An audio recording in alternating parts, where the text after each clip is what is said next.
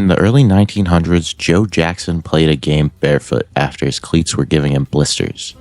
A guy in the stands saw him running around with no shoes and yelled, "You shoeless son of a gun!"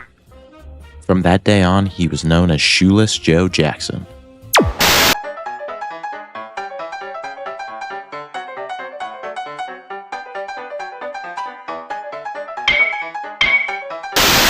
This got me thinking, what if a modern player played with no shoes? What if the best modern player played with no shoes? What if Shohei Ohtani played with no shoes? A reliever came in, a lefty came in for Ohtani, and during the pitching change, Miguel Rojas put his helmet on and with a straight face walked up the steps, and they'd let Shohei know, yeah, we're going to hit for you. You know, we get the platoon advantage here. He still doesn't know they're kidding. To find out how this would affect his speed, I used a study from 2017 that tested elite sprinters running in barefoot versus in spikes. The results showed about a 3.6% decrease in speed across 30 meters, which is about how far it is from home plate to first base. Shohei's average sprint speed last season was 28.1, which makes him fast but not elite.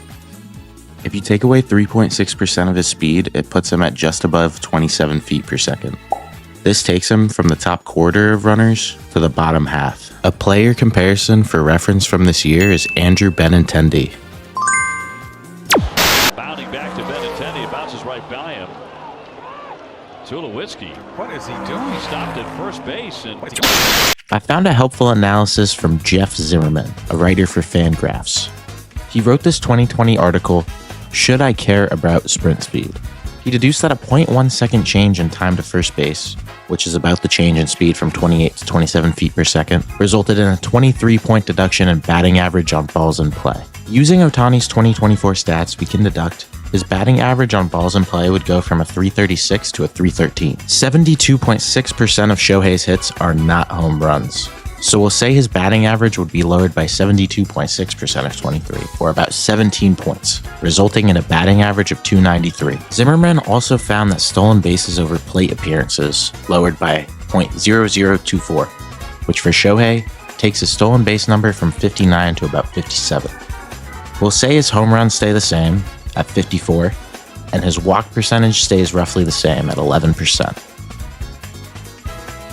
We can use the 23-point drop from earlier to calculate how many hits he would lose, which is about 13.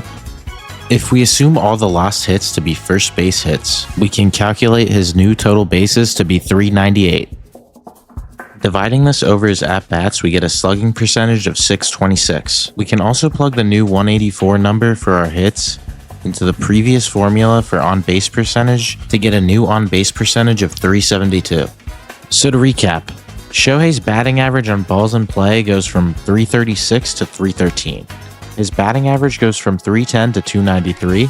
His stolen bases goes from 59 to 57.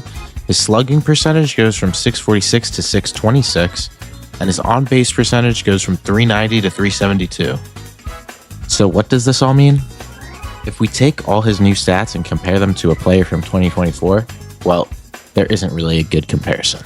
While Shohei's batting average and batting average on balls and plays are lower than before, he still has 54 home runs and now 57 steals. The closest comparison would be Gunnar Henderson if he had 17 more home runs and 36 more stolen bases. So I guess the conclusion of this video is Shohei is just that good. With these stats, he still would have easily been MVP, and clearly he doesn't really need shoes. スパイクはもう投げるときも打つときも同じものを使っているのでシーズン中何回か新しいのを下ろしたりしますけど、どちらも同じものを使ってます。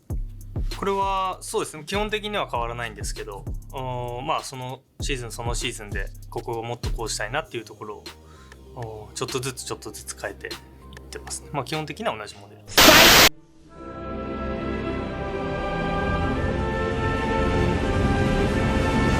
Thanks for watching everyone, and subscribe if you liked the video.